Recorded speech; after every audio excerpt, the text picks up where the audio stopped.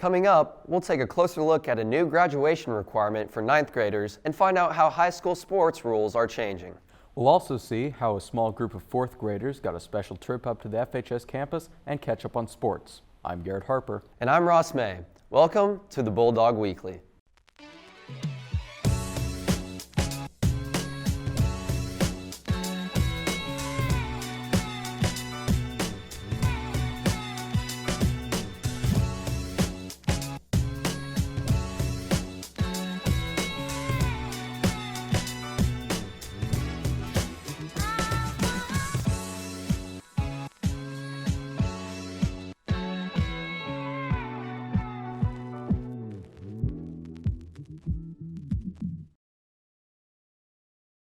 Welcome back to the Bulldog Weekly. Today is Friday, February 2nd, and we've got a great show planned. Let's start with some local news and our correspondent, Natalie Harris.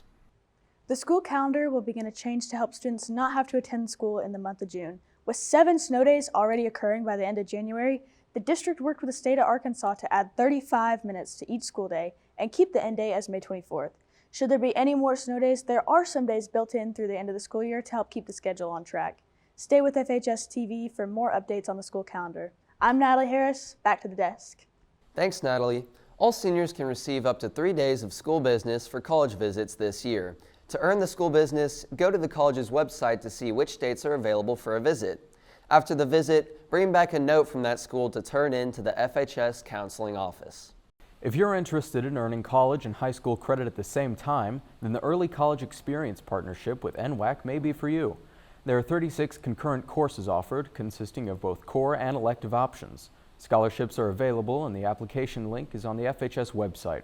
The deadline to apply is February 6th. Special Olympics basketball is happening all day today in the arena. Be sure to visit the gym and support these athletes and fellow students. Games are happening all day long, and if you want to attend during your class, your teacher must take the entire class down to watch. To also benefit Special Olympics, Dr. Miller and Dr. Mulford have agreed to take the polar plunge. If $1,500 is raised, Dr. Miller will plunge, and if $2,000 is raised, then Dr. Mulford will plunge. There are teachers and coaches that have also agreed if $500 is raised. All money raised supports around 20,000 Special Olympics athletes across the state. When donating, please designate your polar plunger to Breonna Taylor, Fayetteville High School Unified Partners Club. Many classes at FHS are committed to a level of community service, but a new Arkansas law will now require a certain number of hours for current 9th graders to graduate high school. FHS TV reporter Eleanor Eichmann gives us a look at how our school is helping students get more community service hours. Community service hours are a new graduation requirement for current 9th graders. This rule adds a new layer for students to be able to graduate. The LEARNS Act was passed by the Arkansas legislature in this last session, and it requires all current 9th graders and below in the state to complete 75 hours of community service. I think is beneficial for both them and for the community. So for them, they learn selflessness, they learn organization, they learn how to partner with people that they maybe have never met before, and lend a helping hand.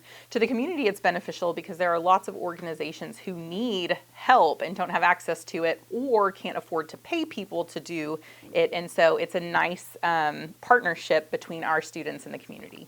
I do think volunteering is a good way for students to be involved. I think it gives people an opportunity to try new things and just meet new people, and also just to help the community out. We keep a list of ongoing community service opportunities. So as the community is hearing about this requirement and reaching out to the high school, that information comes to me and Mrs. Randall, who's the other community service coordinator.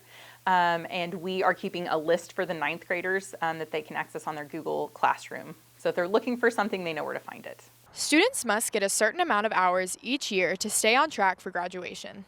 Students have until graduation in order to complete their 75 required community service hours.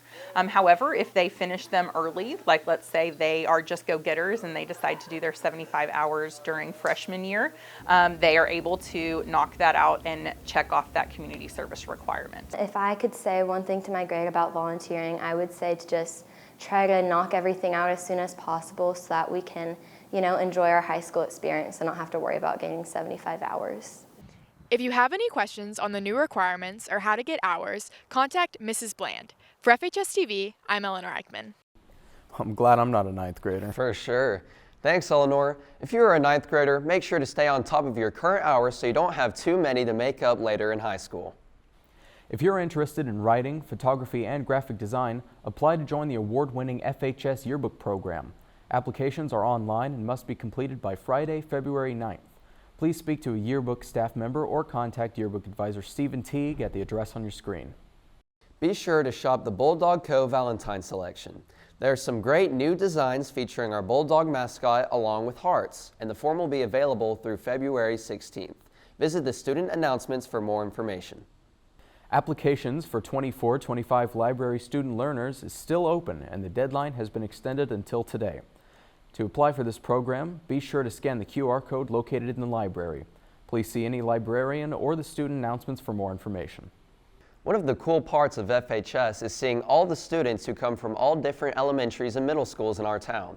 However, one lucky group got to see a special program at FHS. FHS TV's Tate Barnes gives us an in-depth look at the Leverett Elementary 4th graders trip to visit our own FHS TV studios. I'm here in the TV control room, where just a couple of weeks ago, we got to host students who were part of the morning announcements at Leverett Elementary.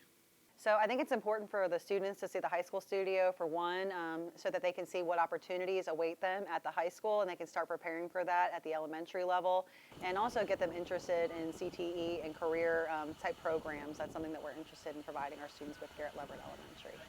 I think going into TV, you have a lot of opportunity to pursue a future career in broadcasting. I think getting to these kids pretty early and making them interested in it eventually, so that when they do get to the high school, they'll already have a passion for it. These students got the chance to meet some of the anchors, tour our studio, and learn about what a career in television can look like.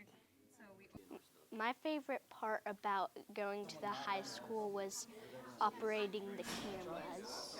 Seeing those video cameras where you can control the speed, seeing those video cameras and seeing them taking videos of people.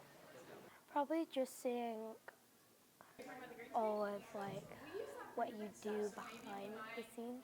And I think that all of the skills that you incorporate at the high school level with the TV broadcasting class are critical skills for all students to have when they graduate high school. So this is giving them exposure to what they'll have to look forward to, what Fayetteville has to offer, and also get an idea of what they might want to do for a career later on in life. I think that it's a pretty cool opportunity for them to come here. I hope that they just kind of lean more into the TV program and want to pursue a future broadcasting career. I hope that they gained, for one, excitement about being a Bulldog one day and having opportunities that FHS has to offer students. All the students were really excited to get to try out the different tools, and I think that motivated them to hopefully be a part of your program one day. After meeting with these talented students, we are getting a look into the future anchors for FHS TV. I'm Tate Barnes, back to the studio. We really enjoyed having them up here. I hope they had a good time. Thanks, Tate. After the break, we'll hear about how a new rule is affecting high school sports programs. We'll also hear from Jackson Leopold with the Bulldog Sports Report. We'll see you in 30.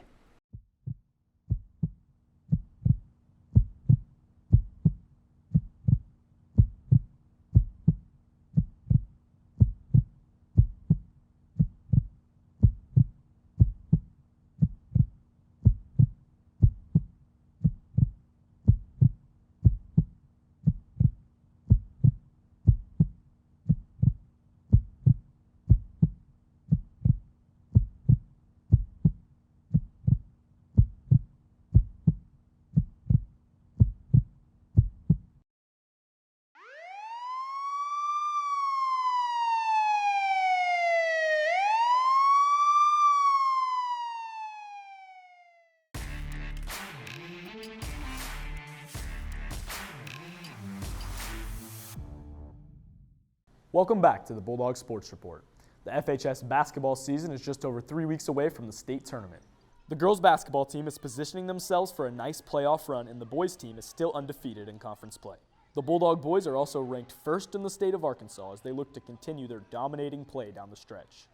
Also, be sure to catch our wrestling, bowling, and swim teams as they wind down their seasons. That's all for this Bulldog Sports Report. I'm Jackson Leopold. Back to the desk. With the transfer portal and college athletics, many high school students are taking the same approach when it comes to choosing a school to play for. Today, we look further into the transfer rules in high school as FHS TV reporter Jackson Bruner tells us about this wild time in sports. In recent years, college sports has made changes to the transfer process. These changes are now being seen at the high school level. With the growing popularity of sports, these changes are only going to continue. While some students benefit from transferring, those doing it just for athletic reasons are seeing mixed results. In 30 plus years of coaching, transfers has become a normal thing for high school sports. And that actually went on a lot. I'm from Central Arkansas, and it went on a lot in the Central Arkansas area around Little Rock, Conway. Northwest Arkansas has now become kind of that same type setting where kids change schools a lot, and it's really commonplace now. And I'm not super excited about it sometimes, but accepting it and understanding that your team will change year to year is a possibility.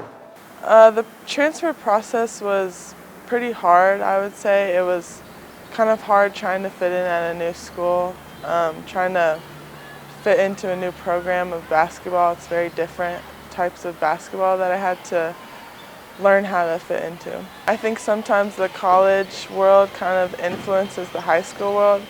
We've had a lot of transfers going other places, so I think the college world is kind of seeping into the high school world. I think the college game directly affects it. I think because social media being what it is, and the fact that these kids at the college level can express their feelings openly. High school kids are influenced by that 100%. Now, you know, I don't want anybody to be somewhere that they're not comfortable, okay? So, and transfers are going to happen. It's not going to stop. It's going to continue to progress. It's not going to change. The future of high school sports is now more interesting than ever, as these changes don't seem to be slowing down. I'm Jackson Bruner with FHS TV. Back to the desk. Thanks, Jackson. That's all we've got for this edition of the Bulldog Weekly. Don't forget to subscribe to our YouTube channel at FHS TV-Fayetteville High for all new shows and live events. And follow us on our Instagram at FHS Bulldog TV to stay up to date with all the news around the school and in the community. I'm Ross May. And I'm Garrett Harper. We'll see you next time.